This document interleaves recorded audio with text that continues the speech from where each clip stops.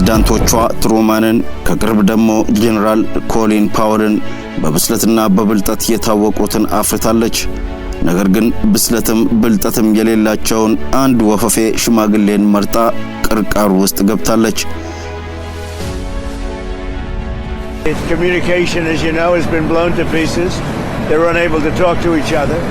But we've had very strong talks. Mr. Witkoff and ዶናልድ ትራምፕ እና ኔታንያሁ የቱርኩ ፕሬዝዳንት እንዳሉት በተንጋደደ ስሌት የገቡበት ጦርነት ነው። አሜሪካ ከኢራን ጋር በኦማን ድርድር ላይ ነበሩ። ድርድሩም በመልካም ሁኔታ እየተካሄደ ነበር። ኢራን የኒውክሌር ማብለያዎቿን እንደምታቆም ቃል ገብታም ነበር። አደራዳሪዋ ኦማንንና የእንግሊዝን ዲፕሎማት ያስቆጣው ድርድሩ ወደ መቋጫ እየሄደ ባለበት ኢራን ላይ ክህደት ፈጽመው ጦርነትን በመጀመራቸው ነው። አሜሪካና እስራኤል ክህደት የፈጸሙበት በጠላታቸው ኢራን ላይ ብቻ ሳይሆን በወዳጆቻቸውም ጭምር ነው። ለወትሮም ባጋርነታቸው አብረው አያሌ አገራትን ወደ አመድነት በመቀየር የሚታወቁት የአውሮፓ አገራትንና ኔቶንም ሳያማክሩ ትንፍሽም ሳይሉ ነው ሁለቱ መሪዎች ዘለው ወደ ጦርነት የገቡት።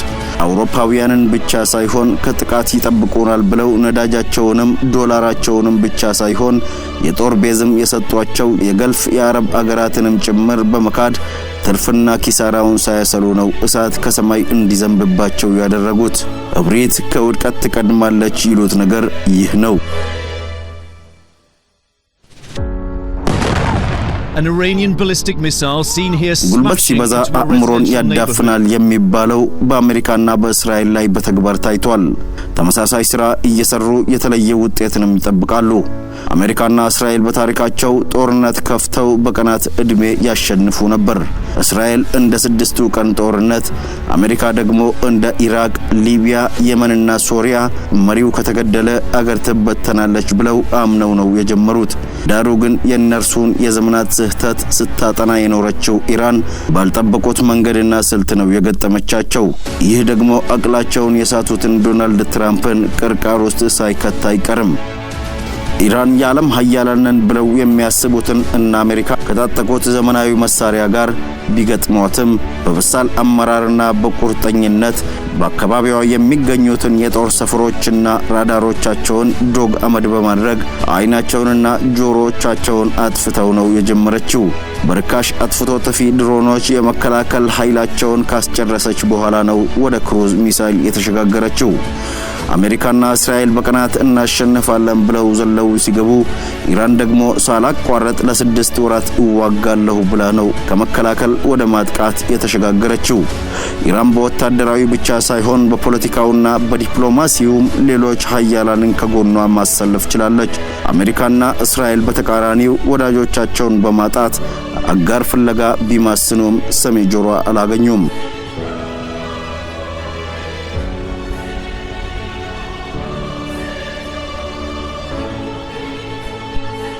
የኢራን እስራኤልና አሜሪካ ጦርነት የዓለም ጂኦፖለቲክስን ቀያሪ ሆኗል። በአሜሪካና እስራኤል ጥምረት በኢራን ላይ የታወጀው ጦርነት 25ኛ ቀኑን ይዟል። በጦርነቱ ዓላማ ላይ ሳይግባቡ የተግባቡ መስሏቸው በኢራን ላይ የከፈቱት ጦርነት ግብረ መልሱ ከጠበቁት በላይ ሆኖባቸዋል። የአሜሪካ ዓላማ በ3 ቀናት ውስጥ የኢራን አመራሮችን በመግደልና ለአሜሪካ ታዛዥ የሆነ መሪ ለማስቀመጥ ነበር። ምንም እንኳን የጦርነቱን ዓላማ እያቀያየሩ ቢቀማጥሩም የእስራኤል ዓላማ ደግሞ ኢራንን እንደ ሊቢያና ሶሪያ መበታተን የሚል ነበር። ሆኖም የፋርስን ብርቱ ክንድ መቋቋም ተስኗቸው ግዙፍ የጦር መርከቦቻቸው ለምሳሌም እንደ ጄራርድ ፎርድና እንደ አብርሃም ሊንከን የተሰኙ ኒውክሌር ተሸካሚ የጦር መርከቦች ወደ ኋላ ፈግፍገዋል። ኢራን ለዘመናት በማዕቀብ ጎብጣለች፣ ከዓለም ተቆራርጣለች። እሷንም በ3 ቀናት ጦርነት እናንበረክካለን ብለው የጀመሩትን ጦርነት ጭራሽ አዳዲስ ዳንሰኛ ሚሳይሎችንም ሳይቀር ለጠላትም ለወዳጅም ከማሳየት አልፋ የዓለም ጂኦፖለቲክስንና የምዕራባውያንን የበላይነትና አጋርነት የሚፈታተን የዓለም ኢኮኖሚን የሚያቃውስ የመካከለኛውን ምስራቅ አገራትንና አውሮፓውያንን ከዘመናት እንቅልፍ የቀሰቀሰ ሆኖ ቀጥሏል። የፋርስ አናብስቶች እየጾሙም እየሰገዱም እየተኮሱም አመራሮቻቸውን እየተገደሉም ከ11 ሀገራት ጋር የገጠሙት ጦርነት ጉልበታቸውን ሸብረክ የጦር መሳሪያዎቻቸውን ክምችት ሳያጓድል በጀመሩት ፍጥነት ያለምንም አጋርነት በጽናት ከጠላቶቻቸው ጋር አምርረው ዳግም ተመልሰው እንዳይመጡ በማድረግ ላይ ናቸው። ለዘመናት የአሜሪካን አጋር የነበሩት የአውሮፓ አገራት አሜሪካ እንዳበደ ውሻ በየአገራት እየገባች በምትለኩሰው ጦርነት ተባባሪ በመሆን ደከመን ሰለቸን ሳይሉ የዘለቁ ቢሆንም በዚህ ጦርነት ግን ኑ አግዙን አልቻልንም ጥሪውን እዛው በጸበልሽ እንደጀመርሽው አንቺው ጨርሺው ስራሽ ያውጣሽ ብለው ገግመዋል።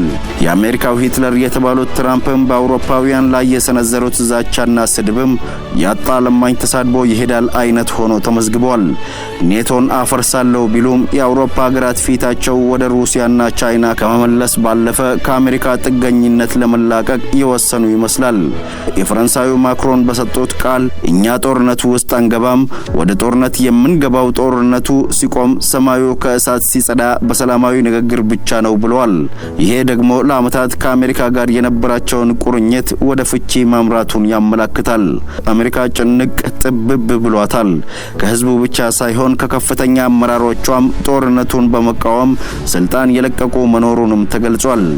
ሌላው የዓለም ጂኦፖለቲክስንና የዓለም ግሎባላይዜሽን ማዕከል የሆነችውን ዱባይ የኢራን ብርቱ ክንድ ከማንም በላይ ያረፈውና የተቀጠቀጠችው የአረብ ኤምሬትስ ናት። ከእስራኤልም ሆነ ከአሜሪካ በከፋ ሁኔታ እሳት የዘነበባት ኤምሬትስ ሆናለች። ኢራንና ኤምሬትስ በመሃላቸው ያለው ርቀት የ100 ኪሎ ሜትር ሲሆን በባህር ብቻ ነው የሚለያዩት።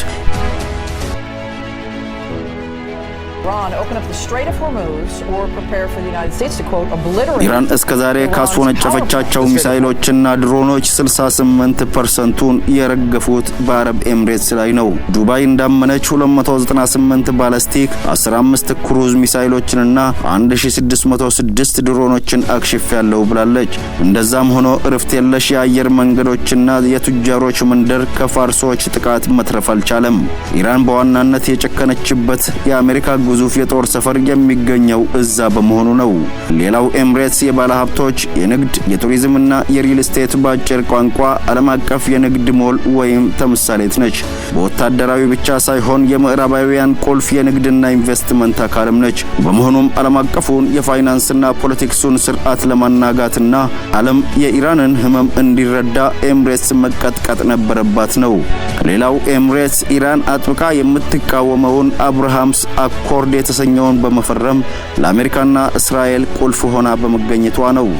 ይህ በእንዲህ እንዳለ የሆርሙዝ ወሽመጥን ኢራን በ48 ሰዓታት ውስጥ እንድትከፍት ጠበቅ ያለ መግለጫ ከሰጡ በኋላ ሐሳባቸውን ቀይረው ከኢራን ጋር ድርድር ጀምረናል፣ ለ5 ተከታታይ ቀናትም ዛቻውን አራዝመናል ቢሉም በአንድ ራስ ሁለት ምላስ እንደሚባለው ሁሉ መግለጫቸው በሚዲያ ተነግሮ ሳይጨረስ እንደገና ሐሳባቸውን በመቀየር በኢራን የኢነርጂ ፋሲሊቲዎች ላይ የአየር ጥቃት ፈጽመዋል።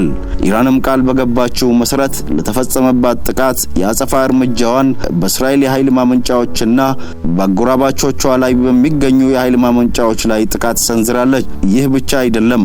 በአሜሪካን ሀገር ላይ በሚገኝ የነዳጅ ማጣሪያ ላይም እሳት ቃጠሎ ተነስቷል። ምክንያቱ ኢራን ትሆን ወይስ ምንድነው የሚለው አገራትን እያወዛገበ ይገኛል። አሜሪካውያንን ደግሞ ያስደነገጠ ጉዳይም ሆኗል።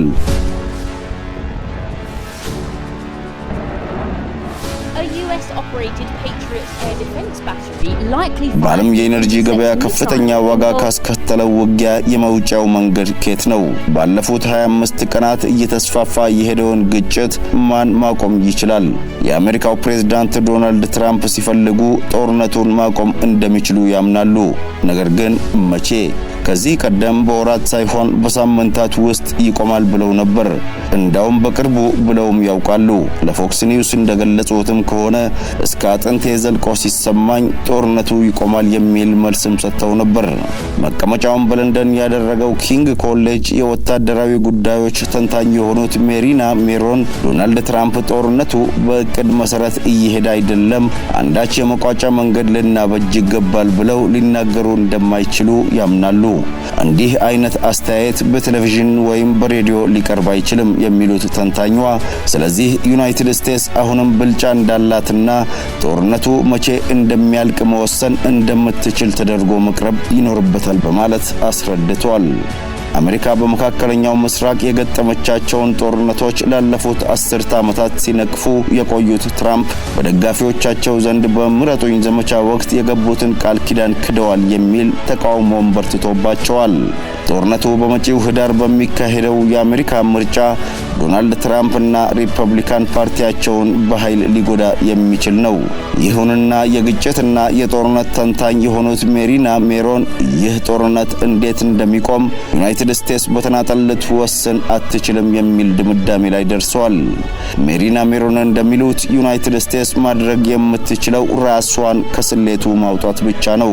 ዩናይትድ ስቴትስ ከገዛ ህዝቧ ከፍተኛ ቁጣ ሳይገጥማት ጦርነቱን እንዳሸነፈች መቼ ማወጅ ይቻላል? በዓለም አቀፍ ደረጃም የተወሰነ ቁጣና ተቀባይነት ማጣት እንደገጠማት አይተናል የሚሉት ተንታኟ ሁኔታው ለአሜሪካ በጣም አስቸጋሪ እንደሆነም አስረድተዋል። በዚህም ምክንያት የሚቻለው የተሻለ ነገር ሁሉም ነገር በቁጥጥራቸው ስር እንደሆነ ማሳወቅ ቢሆንም እውነታው ግን ፈጽሞ ተቃራኒውን የሚጠቁም ሊሆን ይችላል። ታዲያ ጦርነቱን ለማቆም ለዩናይትድ ስቴትስ ትክክለኛው አማራጭ ምንድነው?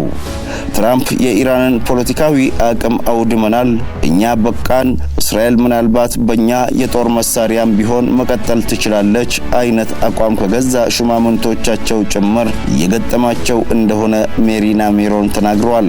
የጠቅላይ ሚኒስትር ቤንያሚን ኔታንያሁ መንግስት በአሜሪካ ወታደራዊ ድጋፍ ላይ ጥገኛ ነው። በሊባኖስ ከሂዝቦላህ የገጠመውን ጨምሮ ሌሎች ወታደራዊ ኦፕሬሽኖችን በማካሄድ ላይ ይገኛል። ሜሪና ሜሮን ግን ብርታቱ ቢረግብም እስራኤል ረጅም ጦርነት ልትቀጥል ትችላለች የሚል አተያይ አላቸው። ኢራን እስራኤል ላይ ጥቃት ለመፈጸም የሚያስችሉ እንደ ፋታህ ያሉ ሚሳይሎች አሏት። እስራኤል አብዛኛውን ማክሸፊያ ከጨረሰች በእስራኤል ላይ የከፋ ጉዳት ሊደርስም ይችላል ያሉት ተንታኟ የኢራንን ወታደራዊ አቋምና አመራሮችን ማጥፋትና እስራኤል ቢያንስ አብራው ልትሰራ በምትችለው መተካት ወደፊት የምትከተለው አካሄድ ሊሆን እንደሚችልም ጠቁመዋል። ከኢራን አኳያ ግን ይህ ትግል የህልውና ነው። ባለፉት 25 ቀናት አያቶላህ አሊ ኻሜኒን ጨምሮ ቁልፍ ወታደራዊና ፖለቲካዊ መሪዎቿ ቢገደሉም ኢራን የማፈግፈግ አዝማሚያ አላሳየችም። ፕሬዝዳንቱ መስዑድ ፔሽኪያን ከጦርነቱ አውድማቸው የሚሰነዝሩት አደገኛ ማስፈራሪያዎች ኢራንን ከማዳከም ይልቅ አንድነቷን በማጠናከር ተቃራኒ ውጤት እያመጡ እንደሆነ ገልጸዋል። የኢራን እንደ እስላማዊ ሪፐብሊክ መቀጠልና ጠላትን ማዳከም ኢራን የምትከተለው አካሄድ ሊሆን ይችላል። በሌሎች ተዋንያን ላይ ወጪ ማስከተል እንዲሁም በእስራኤል ዩናይትድ ስቴትስ እና በገልፍ ንጉሳዊ መንግስታት መካከል ያለውን ግንኙነት መረበሽ ወደፊት ኢራን የምትመርጠው ስልት ሊሆን እንደሚችልም ሜሪና ሜሮን አስረድተዋል።